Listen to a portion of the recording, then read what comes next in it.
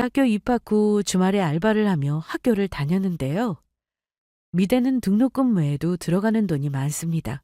그래서 항상 친구들보다 돈에 신경 쓰며 살았는데 감사하게도 부모님께서 어느 정도 지원도 해주셨습니다. 아빠가 사고를 당했던 공장에서 산업재해 인정으로 돈이 좀 나왔고 예전에 들어놓은 보험에서도 두 손을 못 쓰다 보니 보험금이 나오더라고요. 아빠는 손을 못 쓰게 된 것에 대해서 한동안 많이 힘들어 하셨는데 그래도 보험금을 받으셔서 재활치료도 계속 받으셨고 제가 맞으라고 경제적 지원도 해주셨습니다. 저는 방학이 되면 평일에도 알바를 참 많이 다녔습니다. 특히 종로에 가보면 귀금속 전문점이 정말 많은데 그곳에서 알바도 했었어요. 간단하게 진열하는 일이나 영수증 정리 그리고 손님 응대 정도의 일을 했는데 생각보다 재미있었습니다. 특히 제가 주얼리 디자이너를 꿈꾸고 있었기 때문에 더 흥미를 가지고 일했어요. 그러던 어느 날 제가 대학교에 졸업을 앞두고 있을 때 아빠가 금은방을 맡게 되었습니다. 동네 지인분이 사정이 생겨서 하던 금은방을 넘겨야 한다고 저희 아빠를 찾아왔다고 하더라고요. 아빠, 그 김씨 아저씨 말하는 거지?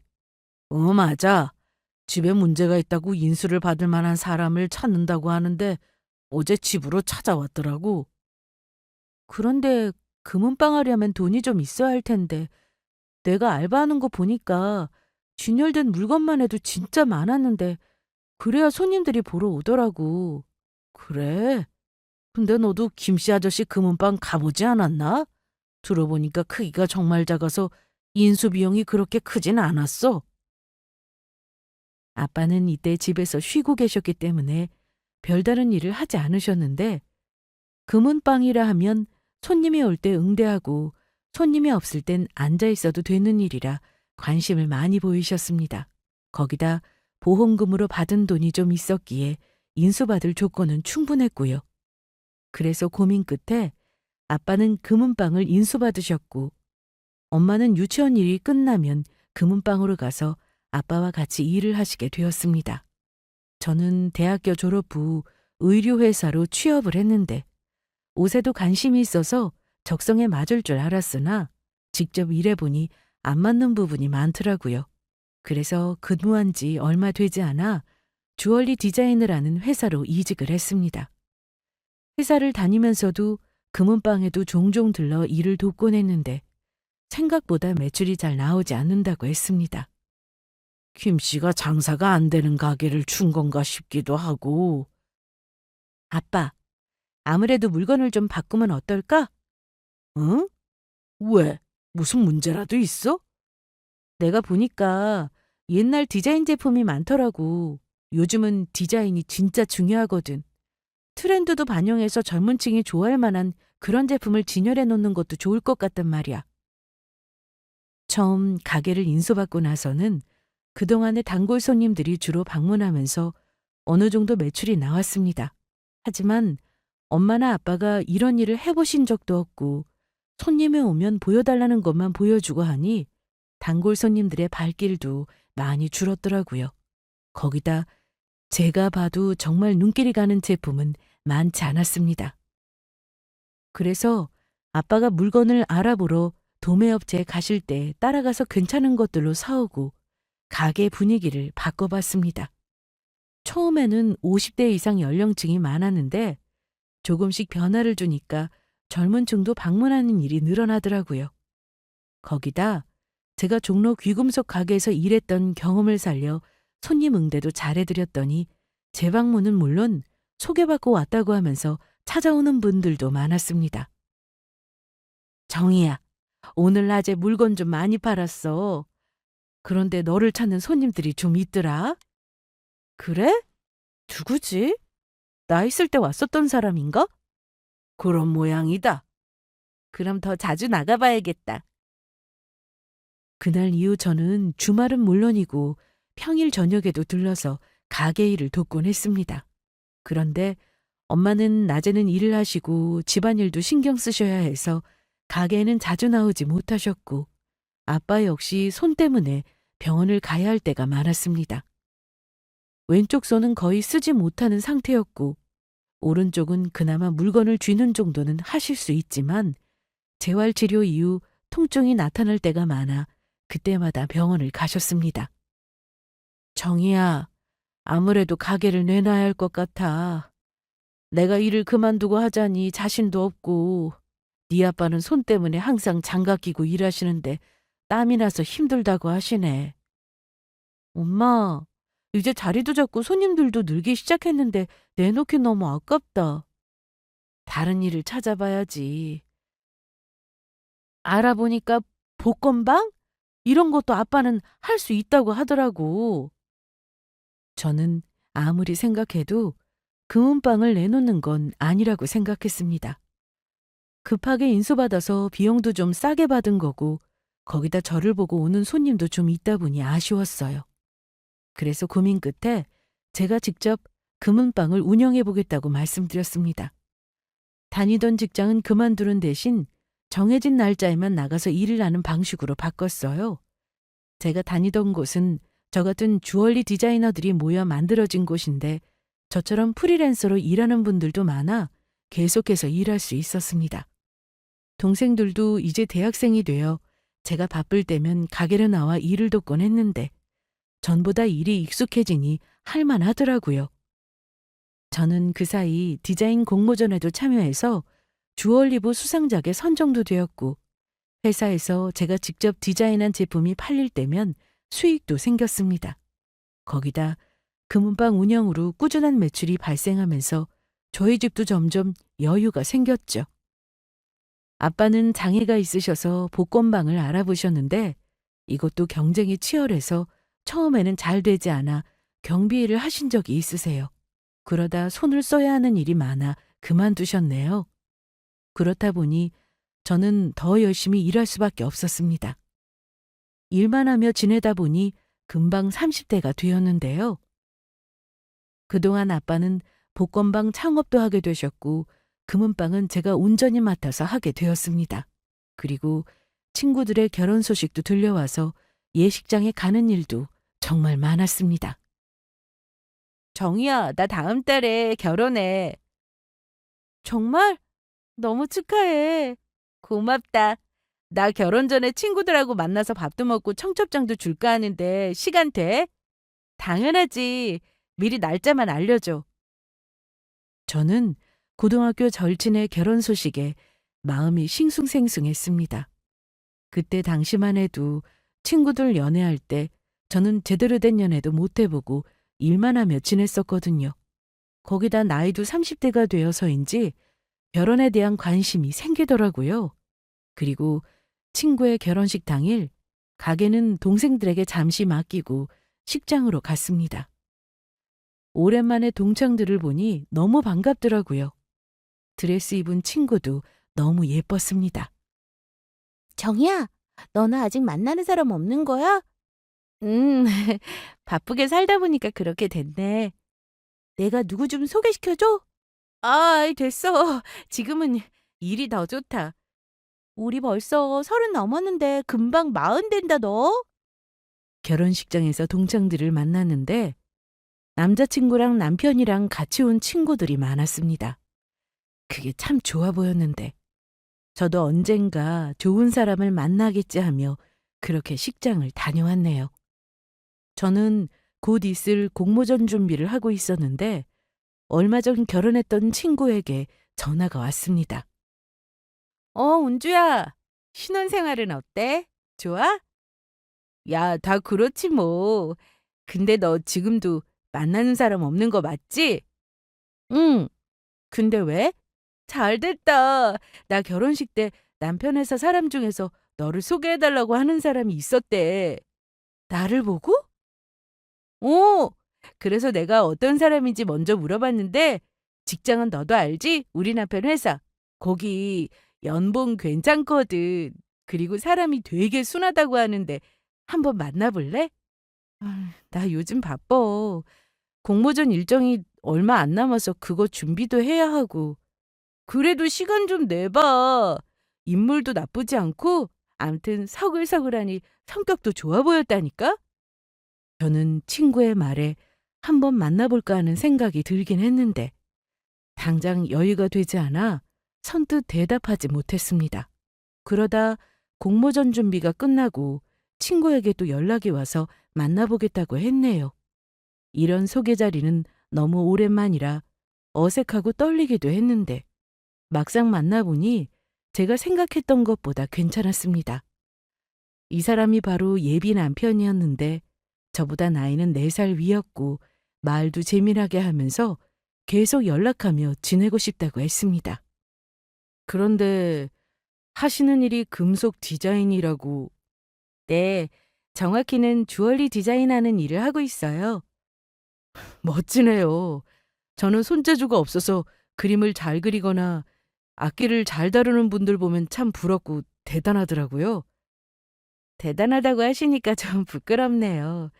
저보다 실력 있는 사람이 워낙에 많아서요.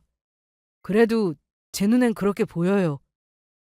친구 결혼식장에서 저를 보고 첫눈에 반했다던 예비 남편은 처음 만난 날 이후 적극적으로 저에게 다가왔고 연락도 자주 하면서 급속도로 사이가 가까워졌습니다.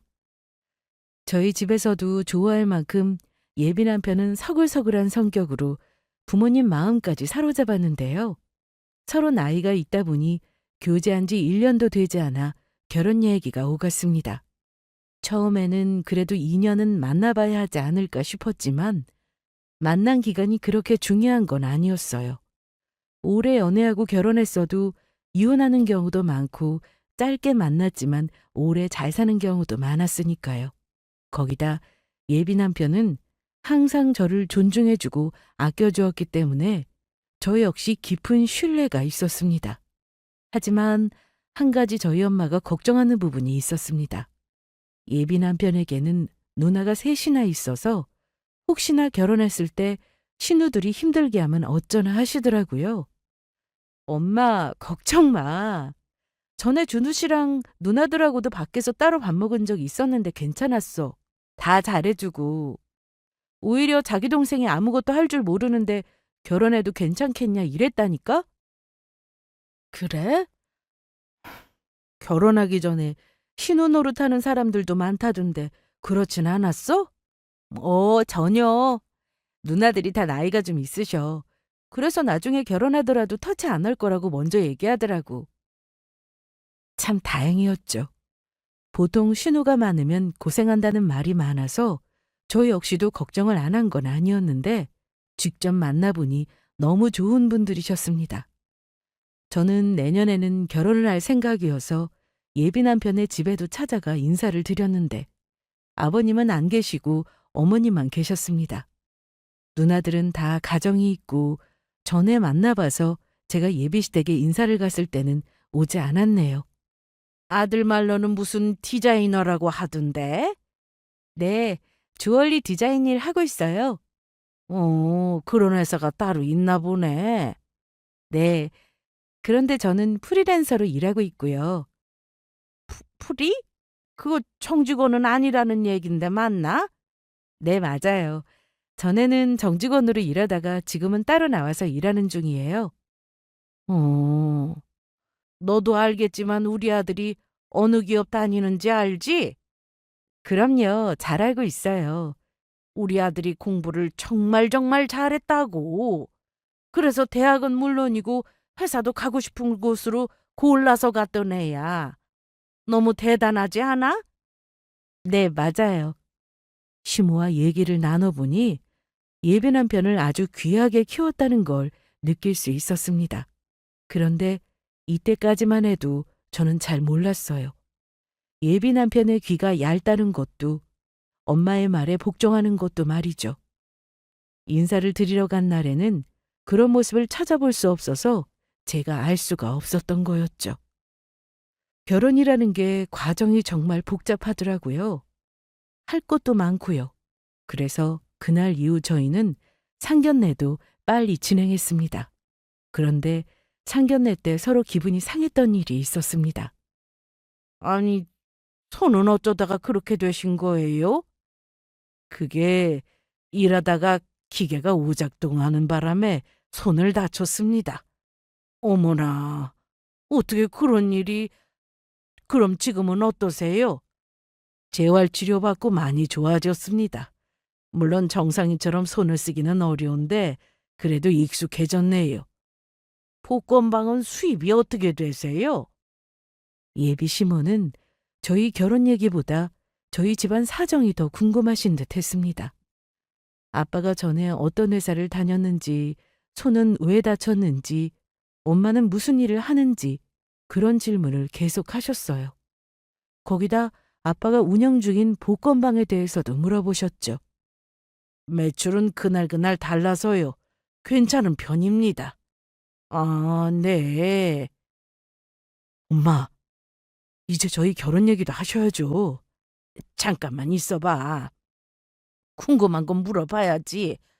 그럼 사부인은 지금 집에만 계세요? 낮에는 동네 유치원에서 일하고 있어요. 유치원이라면 혹시 원장인가요? 아니요. 조리사로 일해요.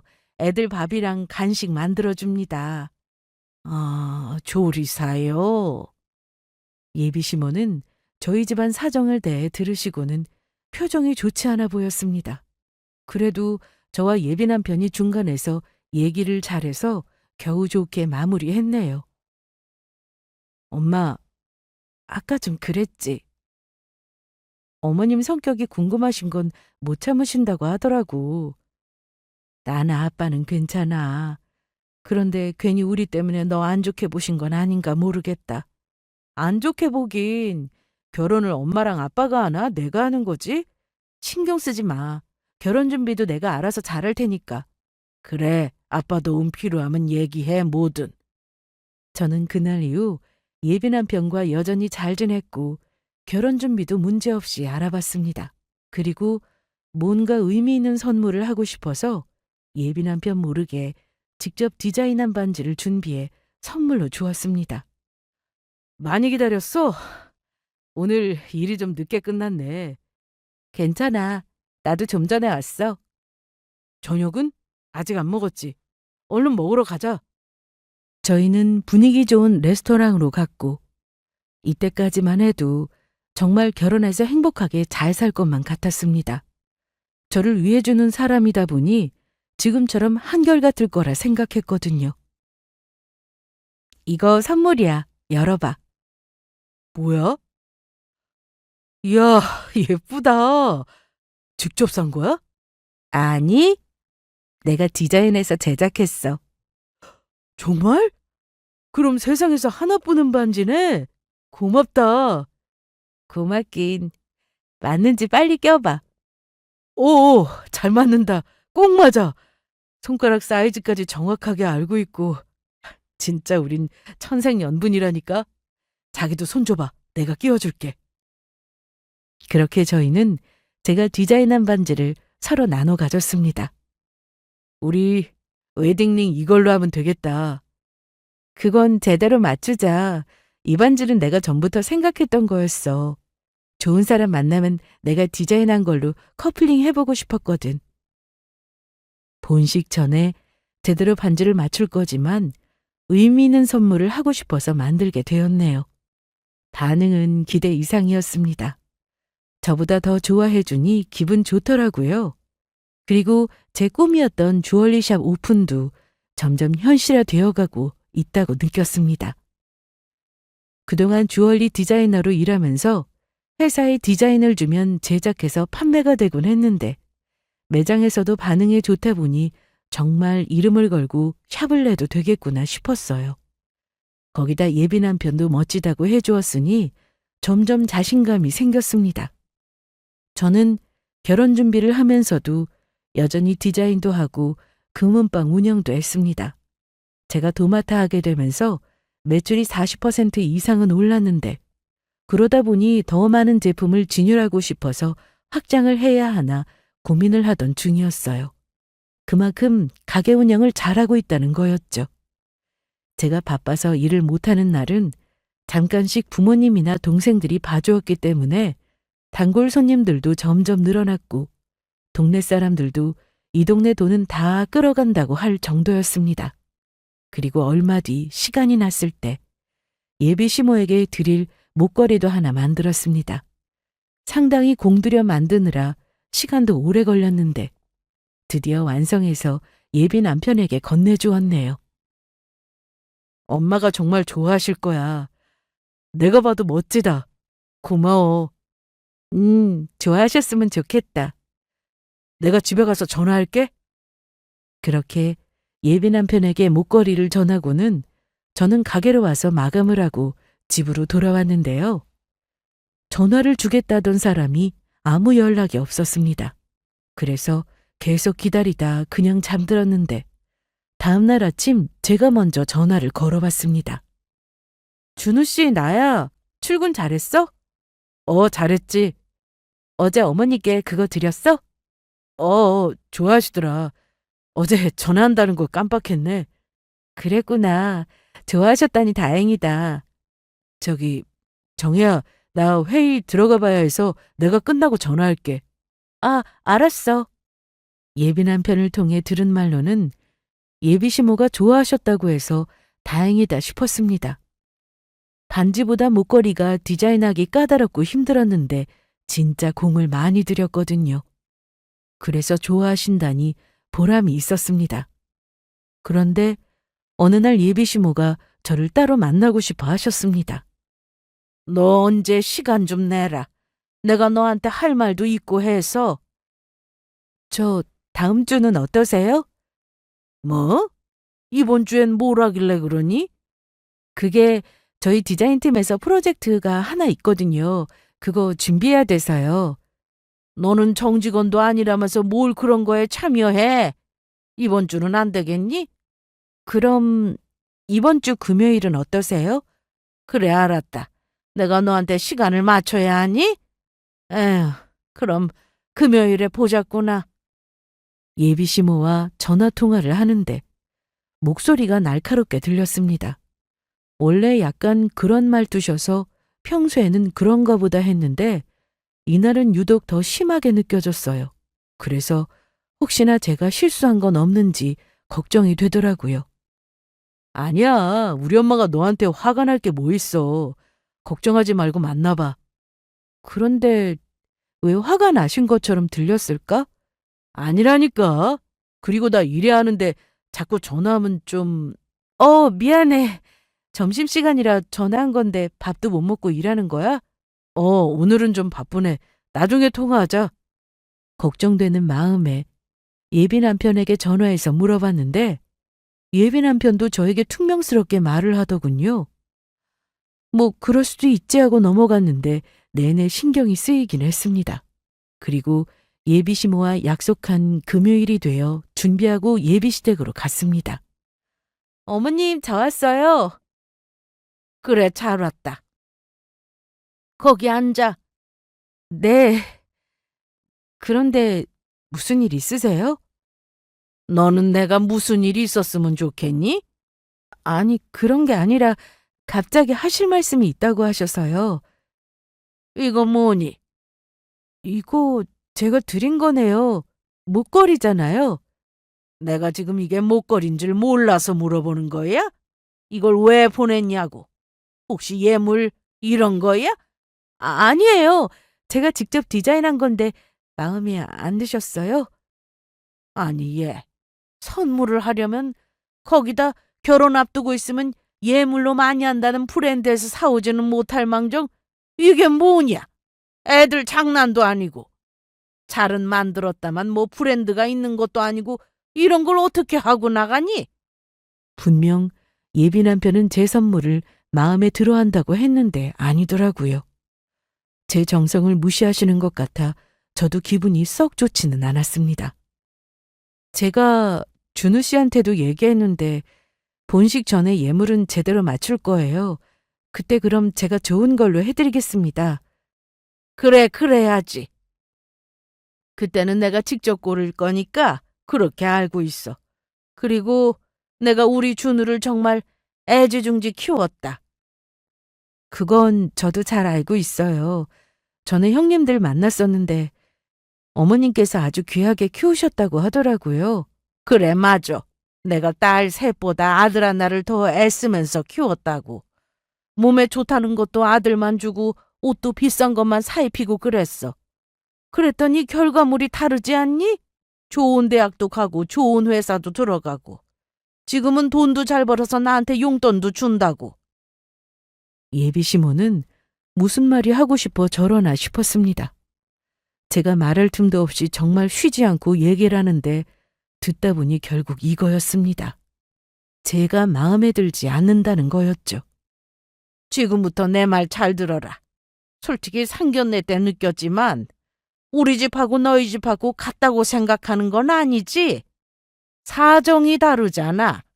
쉽게 말해서 너희 집이 좀 기운다 이거야.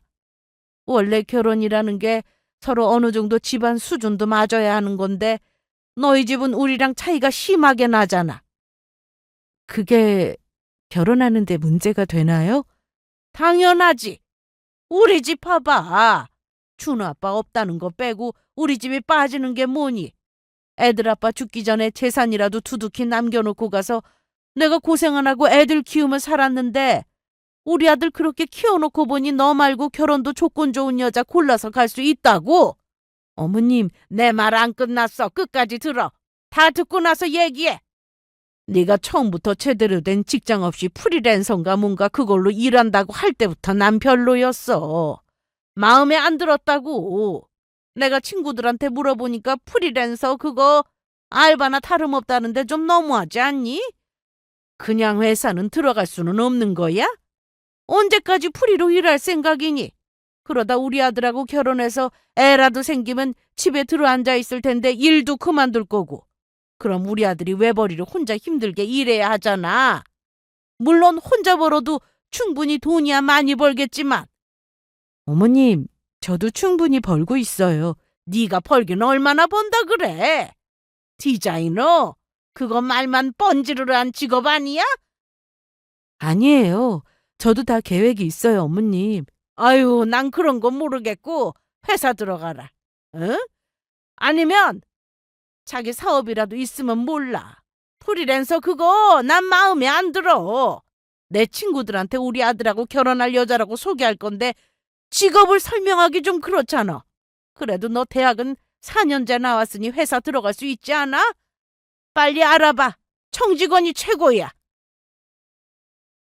저도 다 계획이 있는데 무작정 회사 들어가라고 하는 통에 입을 열기 싫었습니다.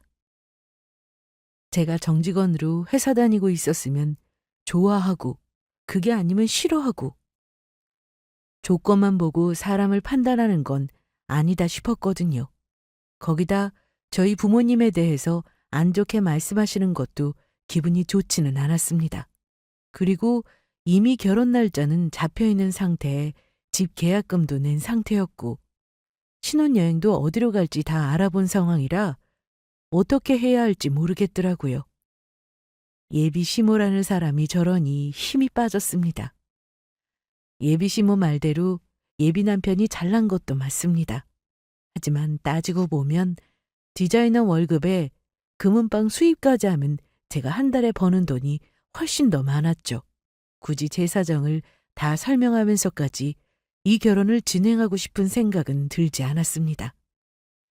저는 예비 남편의 생각도 궁금했기에 며칠 뒤 만나서 예비 시모에게 들었던 얘기를 모두 했습니다. 그런데 우리 엄마 말이 틀린 건 아니잖아. 현실적으로 말씀하신 것뿐이고 네가 지금 프리로 일하는 것도 사실이고 장인어른 복권방 하는 것도 사실이고 그거 모르고 나랑 결혼하려고 한 거였어? 우리 집 사정 다 알고 있었잖아. 그래, 다 알고도 네가 좋아서 결혼하려고 한 거였어. 결혼할 거고. 근데 엄마 얘기를 듣고 있으면 그게 또 다 맞는 것 같다고. 네가 지금 회사 소속이긴 하지만 정직원은 아니잖아. 나도 회사에서 계약직하고 정직원하고 조건이 완전히 다른데 엄마가 보시기에도 그렇겠지. 그러니 네가 어디라도 정직원으로 들어가서 일하길 바라시는 거고. 그게 나쁜 거야? 왜 우리 엄마를 나쁜 사람으로 만드냐? 그게 아니라 나 지금 정직원 아니어도 충분히 잘 벌어. 그리고 자기는 알잖아. 내가 나중에 뭘 하고 싶어 하는지. 알지. 다 알지. 네가 귀가 아프도록 말했잖아. 나중에 귀걸이 가게? 그거 낸다며. 근데 그것도 돈이 좀 있어야 하는데 결국 내가 번 돈으로 가게 알아볼 거 아니야? 언젠가는 내가 외벌이하게 될 거고 혼자 벌어도 먹고 살 만큼이야 벌겠지만 엄마가 혼자 계셔서 우리가 생활비도 드려야 한다고. 그러니까 우리 엄마는 너도 계속 일하시길 바라는 거야. 저는 예비 남편의 얘기를 듣고 나니 결혼을 미루고 싶었습니다. 그런데 준비한 게 너무 많다 보니 선뜻 그만두자는 말이 나오지 않더라고요. 아직까지도 예비 남편을 좋아하는 마음은 남아 있었기에 이런 말을 듣는 게 괴로웠습니다. 전에는 제가 하는 일이 대단하고 멋지다고 해주던 사람이었는데 이제는 그냥 회사 들어가라고 하고 제 일이 어디 가서 무시받을 만한 일도 아닌데 자꾸만 초라해지는 기분이 들었습니다. 그래서 친구들과도 얘기를 나눠봤는데 서로 말이 다 달라서 결국은 제가 결정해야 할 문제였습니다. 예비 남편이라도 생각이 저와 같았다면 그냥 결혼을 진행했을지도 모르겠지만 생각하는 게 예비 시모와 너무 닮아서 아니다 싶었습니다. 결혼 문제로 골치 아픈 와중에 저는 얼마 뒤 부모님을 유럽 여행에 보내드렸습니다. 사실 저희 부모님이 그동안 집안 사정 때문에 비행기 한 번을 못 타보셨어요. 저도 일하느라 바빠서 제대로 신경도 못 썼고요. 그래서 결혼 전에 꼭 한번 비행기를 태워드리고 싶어 유럽 여행을 알아보고 있었는데 괜찮은 패키지가 있어서 예약을 해둔 상태였습니다. 지금 네 결혼 앞두고 무슨 우리가 여행이야. 나중에 가도 돼. 엄마, 이거 다 예약해둔 거라 가야 돼. 그리고 내가 꼭 엄마 아빠 해외여행 보내드리고 싶었단 말이야. 우리가 무슨 유럽이야. 나중에 우리 식구끼리 가까운 곳으로 놀러 가자. 강원도도 좋고. 아빠, 강원도에 언제든 갈 수 있고 유럽은 다시 알아보기 어려워. 그리고 내가 고르고 골라서 결정한 곳이란 말이야. 내 결혼하고 상관없이 다녀오세요. 난 안 되겠어. 너 결혼이라도 다 마치고 그때 가면 안 될까? 저는 엄마와 아빠를 겨우 설득해서 여행을 가시게 했습니다. 이미 한참 전부터 예약해둔 거라 취소도 안 된다고 하면서 꼭 가셔야 한다고 했습니다. 아직 부모님은 결혼 준비에 문제가 있다는 걸 모르고 계셨는데 아시면 더 안 가실 것 같아 말씀드리지 않았습니다. 부모님이 안 계시는 동안 저는 동생들 챙겨가며 열심히 일하고 있었는데요. 어느 날 예비 시모가 전화를 했습니다. 그런데 목소리가 많이 격앙된 상태여서 왜 그러나 싶었습니다. 아니, 네 부모님 놀러 가셨다고 우리 아들이 그러는데 맞니? 네, 맞아요. 너 어떻게 그럴 수 있어? 무슨 말씀 하시는 거예요? 네가 돈이 어디 있어서 해외로 여행을 보내드렸냐 이거야. 너 혹시 벌써부터 내 아들 돈에 손대는 거야? 어머님, 이게 어디서 소리를 질러 지르긴? 준우 씨가 자기 돈으로 여행 보내드렸다고 하던가요? 우리 아들이 자기 입으로 그런 말을 했겠어? 착해 빠진 애가 자기 엄마는 여행 못 보내줬는데 장인하고 장모 여행 보내줬다고 하면 내 기분이 어떨지 잘 알 텐데 그걸 말했겠냐고. 제 돈으로 보내드렸고 준우 씨 돈 1원 하나 쓰지 않았어요. 그걸 내가 어떻게 알아? 너 제대로 된 직장 없이 디자인인가 뭔가 연필로 끄적거리는 거 그거에서 돈 얼마나 번다고? 내가 바본 줄 알아? 나도 다 알아봤어. 디자이너 박보인 거 누가 모르는 줄 아냐고? 너도 무슨 상 받았다 그러던데 그래놓고 아직도 그냥 프리랜서잖아. 사도는 복권바인가 그거 하면서 무슨 해외여행이야 해외여행은. 내가 상견례 때 보고 이건 아니다 싶었을 때 말했어야 했는데 너희 파혼해라. 나 이 결혼 너무 아닌 것 같아. 진짜 마음에 드는 구석이 하나도 없잖아. 예비 시모는 제 직업을 무시하는 걸 넘어서 부모님까지 함부로 얘기했고 자기는 또 왜 여행 안 보내주냐면서 소리소리를 질러대는데 파혼하라며 전화를 끊어버렸습니다. 전화를 끊고 보니 이게 대체 무슨 일인가 싶더라고요. 순간 멍하니 아무 생각도 들지 않았는데 어차피 저도 이 결혼은 아니다 싶었기 때문에 오히려 잘된 일이라 생각했습니다. 그리고 예비 남편에게 바로 전화를 했습니다. 그게 무슨 말이야? 파혼이라니? 어머님이 혼자 결정하고 말씀하신 거였어? 나 전혀 모르는 일이야. 나랑 무슨 파혼을 한다고 그래? 미안한데 나도 이 결혼 하고 싶지 않아. 예식장 예약한 거 취소하려면 위약금 나올 텐데 그건 준우 씨가 다 알아서 해결해. 그리고 집 계약한 것도 이제 와서 취소하면 계약금 못 돌려받을 텐데 그건 오빠가 나한테 돌려줘야지. 내 돈으로 계약금 보냈잖아. 안, 야, 지금 그게 문제야? 내가 파혼하자고 했어? 저는 더 할 말도 없고 해서 전화를 그냥 끊었습니다. 부모님이 여행 가셔서 지금 이 상황을 모르고 계시는 게 한편으로는 다행이다 싶더라고요. 파혼 이야기까지 하셨다면 여행은 더더욱 안 가셨을 테니까요.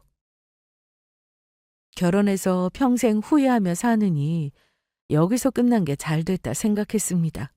그리고 신혼집 계약금도 안 돌려준다면 그것도 그냥 포기할 생각이었어요. 돈 좀 손해보고 그런 집안이랑 끝낸 게 오히려 잘된 일이라고 생각하면 그만이었으니까요. 저는 금은방을 운영 중이었지만 하루 종일 붙어있지는 않았습니다. 디자이너로 소속된 회사에서 미팅이 많았기에 그럴 때면 동생들에게 가게를 맡기고는 본사로 들어가곤 했죠. 예비 남편은 제가 근무하는 주얼리 본사의 위치를 알고 있었는데 저와 그렇게 통화하고 나서 며칠 뒤 회사 앞이라며 저에게 문자를 보내왔습니다. 저는 할 말 없다며 돌아가라고 문자를 보냈는데 나올 때까지 기다린다고 하더라고요. 그래서 회의 끝나고 나갔어요.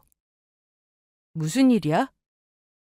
엄마가 화가 많이 나서 그러셨던 것 같아. 너희 부모님 유럽 여행 가신 거 말이야. 그게 왜? 사실 유럽으로 여행 가려면 경비만 해도 500 이상은 들 텐데 네가 그런 여유가 없다고 생각하신 모양이더라고. 그럼 입 돋다 뭐해? 나도 충분히 돈 벌고 있어서 그 정도 여유 된다 그럼 되잖아. 어머님은 계속 준우 씨가 돈 해준 걸로 알고 계시던데 그 말 듣고 너무 기가 막히더라. 그렇게 오해하실 수는 있지. 그리고 나한테는 그런 말도 안 하셨어. 그냥 혼자 짐작하고 말씀하신 거더라. 됐고, 왜 온 건데? 이거 말하려고 온 거야? 야, 우리 정말 이대로 끝인 거야? 내가 파혼하자고 한 건 아니잖아. 그럼 나랑 결혼하고 싶어? 그래서 온 거야? 난 아직 그런 마음 남아있어. 그러니까 네가 우리 엄마 만나서 여행도 보내드리겠다고 하고 회사도 알아보고 있다고 대충 둘러대라. 어? 예비 남편은 갑자기 찾아와서는 이상한 말을 하기 시작했는데 예비 시모가 했던 말과 다르지 않아 그만 가보라고 했습니다. 야, 그럼 위약금은 같이 부담해야 하는 거 아니야? 뭐? 맞잖아.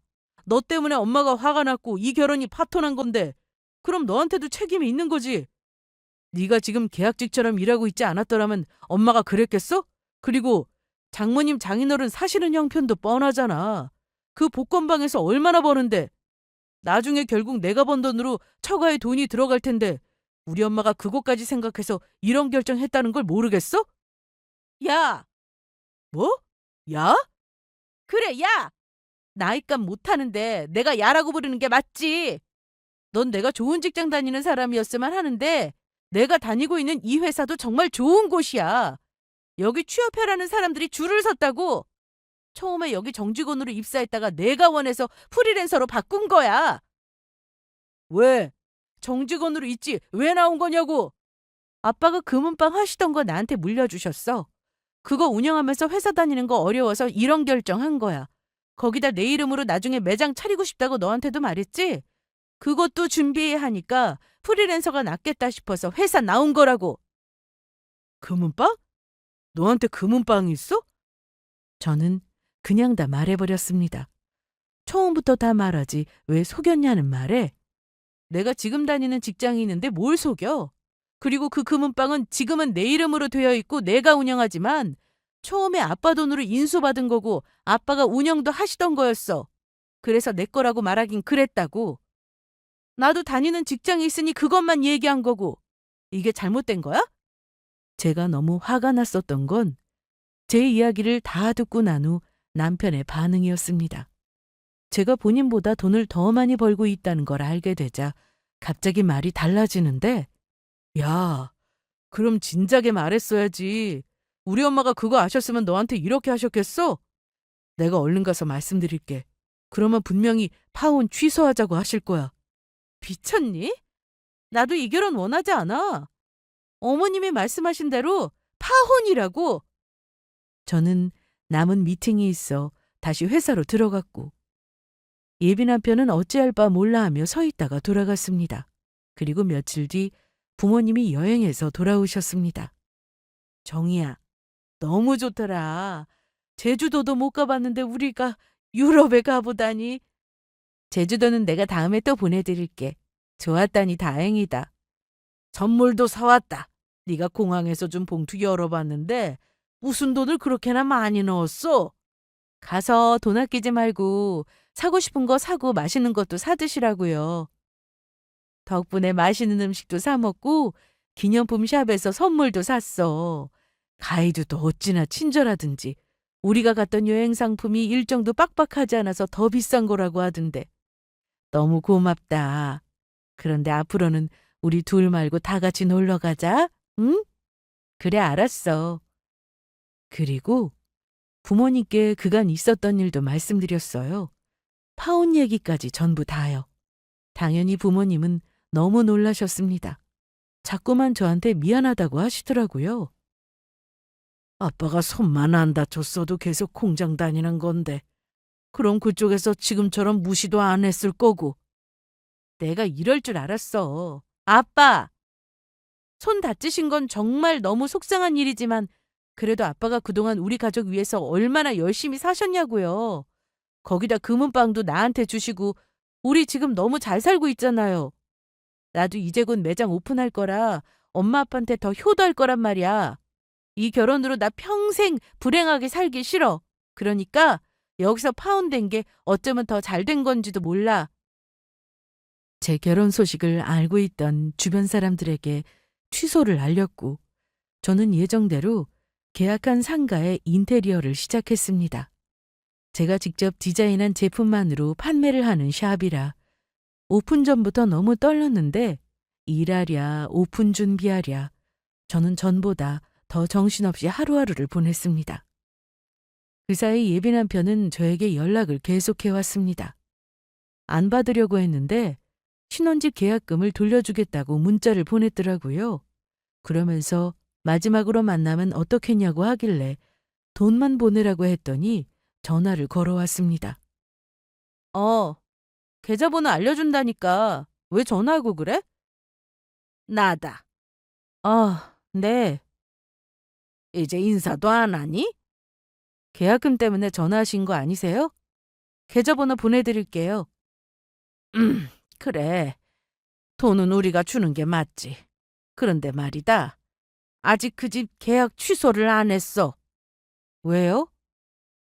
생각해보니까 그냥 둘이 결혼하는 게 맞다 싶어서 서로 좋아하는데 내가 뭐라고 옆에서 하라 마라 그러는 게 잘못된 것 같더구나. 전 이미 다 정리했는데요. 뭘 정리했다는 거야? 준우 씨에 대한 마음 정리 다 끝났다고요. 그리고 제가 지금 바빠서 통화 길게 못하니까 용건만 말씀하세요. 참나, 정말 마음에 안 들어. 내가 이 정도 양보했으면 좀 받아주고 해야지. 끝까지 잘났어? 예비 시모 옆에서 예비 남편 목소리가 들렸는데 엄마가 책임지라는 말이 정확하게 들리더라고요. 더는 시간 낭비하고 싶지 않아서 전화를 끊었고 그 계약금은 잊기로 했습니다. 그래서 혹시나 돈 문제로 전화가 올까 싶어 차단도 해버렸습니다. 저는 인테리어 공사가 마무리되고 나서 물건 진열까지 끝낸 후 가까운 지인들만 초대해서 오픈식을 할 예정이었습니다. 음식도 주문해 놓고 오시는 손님들께 드릴 선물도 직접 준비했죠. 20대를 정말 치열하게 살았고 부모님이 저를 끝까지 믿고 지지해 주신 덕분에 흔들림 없이 저의 꿈을 이루게 되었습니다. 그리고 오픈식 날 가족들은 물론 친구들과 직장 동료까지 오셔서 함께 음식도 먹고 즐거운 시간을 보냈습니다. 그런데 불청객이 찾아왔습니다. 한 명도 아닌 둘이나요. 이미 다 끝났으면서 여긴 왜 오셨습니까? 여긴 어떻게 알고 왔어? 위치도 전혀 몰랐을 텐데 어떻게 알고 왔냐고 했더니 저를 소개해준 친구에게 연락해서 물어봤다고 하더라고요. 친구 남편과 예비 남편은 같은 회사를 다니니 저에 대한 정보도 쉽게 알게 된 거였습니다. 안에 손님들 많아. 시끄럽게 하지 말고 그냥 가, 제발. 엄마가 너한테 직접 사과한다고 해서 같이 온 거야. 무슨 사과? 전부 다. 너한테 함부로 말한 거. 아직도 뭐가 문제인지 모르는구나. 내가 아직도 프리랜서로 일하고 있었으면 계속 무시했을 거란 거 아니야? 왜 내 조건이 달라지니까 사과를 한다는 건데. 그런 사과 받고 싶지 않아. 몰라봐서 미안하다 뭐 이런 거야? 엄마 뭐해? 빨리 사과해. 사과한다고 했잖아. 예비 시모는 입을 열지 않았습니다. 사과를 한다고 한들 그게 진심일 리도 없었고 굳이 이 좋은 날 찾아와서 이러는 것도 이해되지 않았죠. 그래서 돌아가라고 했는데 둘이 결혼해. 파혼 없던 걸로 하자꾸나. 그럼 제가 지금 말씀드릴게요. 저 파혼할래요. 이제 완전히 끝내고 싶어요. 그리고 저와 아빠가 매장 안으로 들어가려고 하자 예비 남편은 갑자기 자기 엄마 멱살을 잡았습니다. 그러더니 다 엄마 때문이라며 책임을 지라고 하는데 보다 못한 저희 아빠가 말릴 정도였어요. 거기다 제 매장은 통유리로 되어 있어 안에서 밖이 훤히 다 보였는데 안에 있던 손님들이 이 모습을 다 보게 되었습니다.